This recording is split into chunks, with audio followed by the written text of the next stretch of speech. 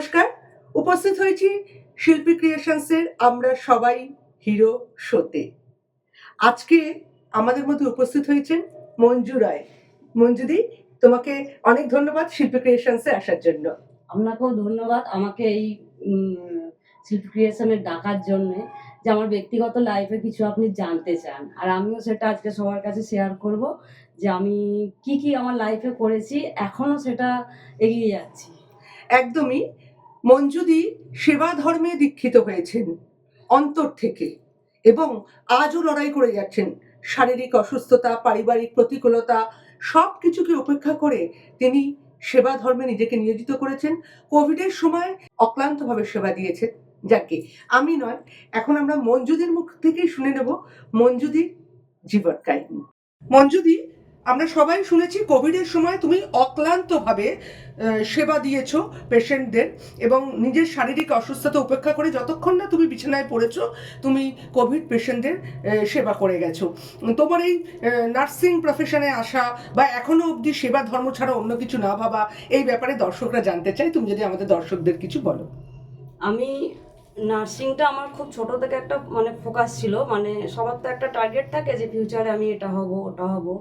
তো আমার ফোকাস ছিল নার্সিং। আমি তখন নার্সিং লাইনে আসিনি, তার আগে থেকেই প্রায় কেউ যদি অসুস্থ হতো আমি তাকে হসপিটালে নিয়ে গিয়ে অ্যাডমিট করতাম, সেখানে স্টে করতাম যে সে কতটা সুস্থ হলো, আবার বাড়ি আসতাম। এই করে করে তারপরে আমার মা নার্সিং, বড় নার্স, এখন রিটায়ার হয়ে গেছেন।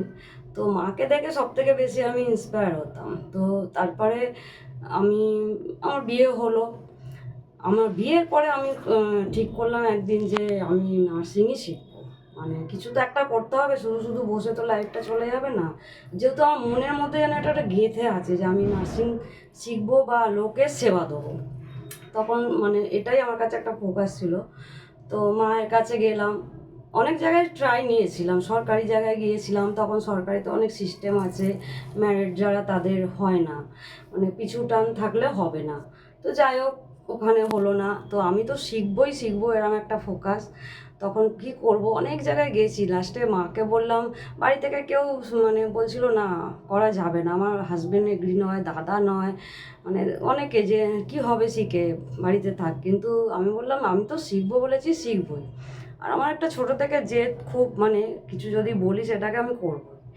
তখন মা বলল না ওকে করো না, করতে দাও, আমার হাজব্যান্ডকে বলল। তখন আমার হাজব্যান্ড আর কি বলবে, যে অত ইচ্ছা বলে মায়ের হাত ধরে আমার এই প্রফেশনে প্রথম আসা। আর তখন আমি ট্রেনিং করেছি আমাদের কলকাতা বেলগেছিয়া দত্তবাগানে। আমি ওখানে এক সেন্টারে মা এসে অ্যাডমিশন করে দেয়। তখন সে অ্যাডমিশন হতে ওখানে বেশ খুব মজা।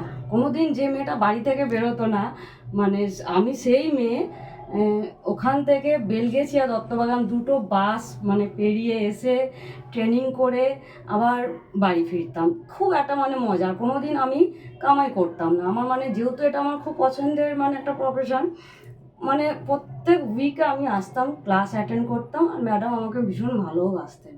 আর যেটা করতাম আর কি সিনসিয়ারলি, কারণ আমার মধ্যে কোনো ফেক জিনিসটা ছিল না, যে একটা ইচ্ছা হয়েছে শিখবো না, কিন্তু সেটার মধ্যে একদম ঢুকে যাবো, এটা আমার একটা ফোকাস। অবশ্যই কাজটাকে যদি মন থেকে ভালোবেসে করা যায়, সে কাজই হয়তো আমাদের ভালোবেসে ফেলে। একদম ভীষণ। আর যার জন্যে সত্যি কিন্তু আমি আজ এই জায়গায় আসতে পেরেছি, আস্তে আস্তে বলছি। এবার তখন আমার ট্রেনিং হলো, ওখান থেকে আমি শ্যামবাজারে প্র্যাকটিক্যাল করলাম। সেখানেও কোনো দিন আমি কামাই করতাম না। এমনও দিন গেছে বাস বন্ধ, আমি কি করতাম, বাস স্ট্যান্ডে এসে দাঁড়িয়ে থাকতাম, একটা বাস এলে আমি উঠে যাব। প্রথমে মৌলালিতে জয়েন করেছিলাম, তারপর ওখান থেকে হাওড়ার একটা নার্সিংহোম যার নাম এক্সি বাগচি আরোগ্য সদন, ওখানে আমি জয়েন করলাম। মঞ্জুদি, পক্স আক্রান্ত দুর্বল শরীরে সবার বারণ সত্ত্বেও তুমি কোভিড পেশেন্টদের সেবা করতে ছুটে গিয়েছিলে কেন? কিসের তাগিদে গিয়েছিলাম? যেহেতু আমি একজন সিস্টার, তো আমার মনে হয়েছে যে আমার এই সময় বাড়িতে বসে থাকাটা ঠিক নয়, কারণ আমার ফোকাসটাই তো ছিল পেশেন্টদের স্বার্থে, যে আমি তাদেরকে আমার যতটা আমি পারবো আমার দিক থেকে আমি সার্ভিস দেবো। কখনো ভাবিনি যে ঘরে বসে থাকবো। ভয় ভয় জিনিসটা তো আমার মধ্যে কোনো দিনই ছিল না, কোনো দিন না। যেখানে আগে আমি খারাপ জিনিসটার দিকেই ছুটে যেতাম, যে আমি শেষ দেখে ছাড়বো। আর যে পেশেন্টটা আমার এখানে আসবে তাকে আমরা ভালো না করে ছাড়বো না, এটা আমাদের একটা সব সিস্টারদেরই আমাদের একটা কি বলবো, মনের দিক দিয়ে আমাদের আমরা ঠিক করে নিতাম যে এটা আমাদের মানে পড়ানো হতো যে কেউ রোগ নিয়ে এলে তাকে রোগমুক্ত করে ছাড়াটাই আমাদের কিন্তু ফোকাস। সে যেন হাসি মুখে এখান থেকে যায়। এই প্রফেশনে একটা খুব বড় আমরা উম ঝড় সামলে এসেছি, যেটা হচ্ছে কোভিড। কোভিডের সময় আমরা ফিল্ডে প্রচুর কাজ করেছি। শুধু আমি কেন, আমরা টিম ওয়ার্কিং করেছি। ডক্টর, আরও অ্যাটেন্ডেন্স, সুইপার প্রত্যেককে, মানে আমরা একসাথেই করেছি। হয়তো আমার সংসার ছিল, স্বামী ছিল, ফ্যামিলি ছিল, কিন্তু তার থেকেও বেশি মনে হয়েছে যেন এই পেশেন্টগুলোর দিকে আমাকে আগে ফোকাস করতে হবে। কারণ তারা সত্যিই সেই সময় শুধু আমাদেরই মুখ চেয়ে থাকতো। কারণ বাড়ির লোকও বাইরে থেকে এসে তাদেরকে ভিজিট করে চলে যেত, আর ডক্টররা আসতেন, লিখে দিয়ে যেতেন অ্যাডভাইস, কিন্তু তাদের সাথে পুরো অ্যাটাচে থেকে আমরা কাজ করেছি। তার জন্য আমরা প্রোটেকশনে ছিলাম। আমাদের পিপি কিট পরতে হয়েছে এই গরমেও।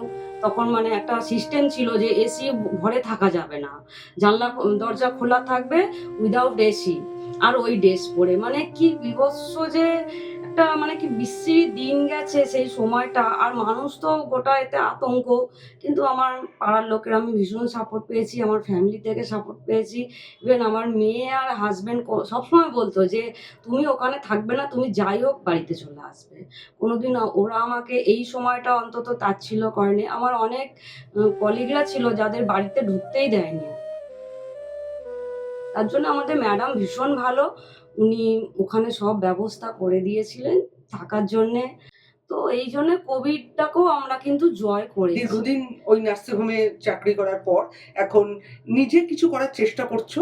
তুমি বলেছো যে তোমার আশেপাশে বহু মানুষ আছে যাদের তোমার মতো মানুষের সেবা বা সার্ভিসের খুব দরকার হয়। এই ব্যাপারটা যদি একটু সংক্ষেপে আমাদের দর্শকদের কাছে বলো। এটা হচ্ছে আমার আমি দীর্ঘ ওখানে 14 বছর সার্ভিস করলাম। এবার আস্তে আস্তে ফ্যামিলিটাকেও দেখতে হয় কোথাও। আর আমার যেটা মেন, আমার পাড়াতে প্রচুর লোক আমাকে ভালোবাসে, মানে এত ওদের থেকে, কারণ ওদের যা কিছু হয় আমি, ইঞ্জেকশন দেওয়া থেকে ড্রেসিং, মানে সেলাইন চালানো থেকে, আমি এগুলো হোম সার্ভিস দিয়ে থাকি। তো এখন আমি ওখানটা 1 বছর হলো আমি চাকরি ছেড়েছি। তার কারণ কোথাও মনে হলো অনেকটা সার্ভিস দিয়েছি, কারণ আমার তো ফোকাসই ছিল যে আমি পেশেন্টের স্বার্থে কাজ করব। এখন মনে হচ্ছে যে নিজের কিছু একটা করে যে আরেকটু বেটার আমি দিতে পারবো, কারণ ওখানে তো একটা টিম ওয়ার্কিং চলছে। আমি ওখান থেকে সাইডে এসে আমার পাড়ার লোকেদের যাতে আমি কিছু একটা বেনিফিট দিতে পারি আমার সার্ভিসের মাধ্যমে, কারণ তার জন্যে আমি চেষ্টা করছি যে নিজের কিছু একটা করার। আশা করছি ফিউচারে আমি ওটা করতে পারবো।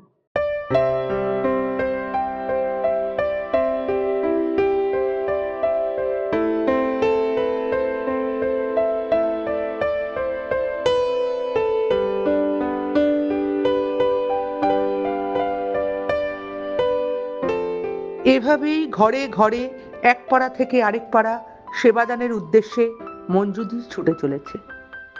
মঞ্জুদি, ভীষণ ভালো লাগলো যে তোমার এই সেবা ধর্ম নিয়োজিত প্রাণ এবং সেটাকে কন্টিনিউ ধরে রাখা, এটা সত্যি মানে স্যালুট করার দাবি রাখে।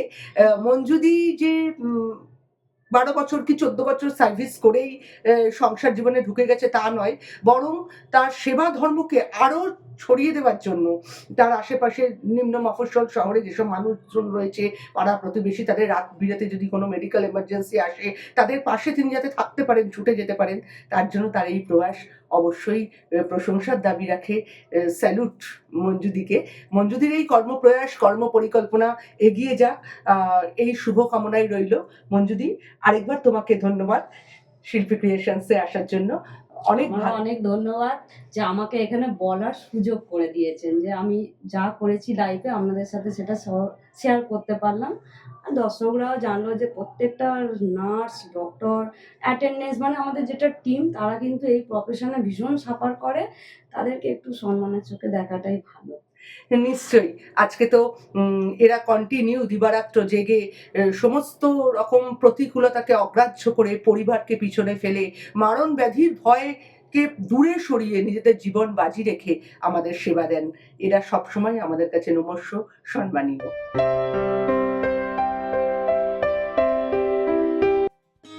এইরকম লড়াই ও জয়ের ঘটনা জানতে চাইলে শিল্পী ক্রিয়েশনস চ্যানেলটিকে অবশ্যই সাবস্ক্রাইব করুন।